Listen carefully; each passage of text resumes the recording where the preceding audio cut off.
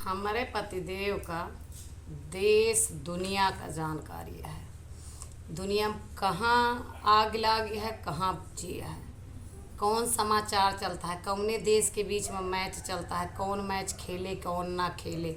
मतलब खेल समाचार से लेके राजनीतिक समाचार भा या स्वास्थ्य समाचार, कुछ भी कौनो वहीं तक कि भूकंप का झटका कहाँ आए, कहाँ ओके केंद्र रहा, सारे बात का नॉलेज में रखा थे।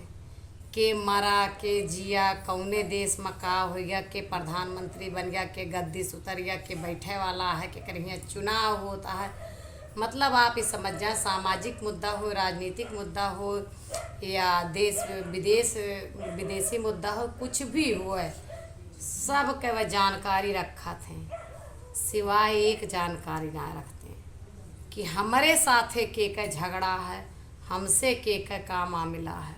बस हमार का हाल चाल यह है, लोग हमरे लिए का करत हाँ, हम लोगन के लिए का करते, हमें का सुख दुख है। एकरे अलावा वह पूरी दुनिया का जानकार है, विद्वान है, विद्वान।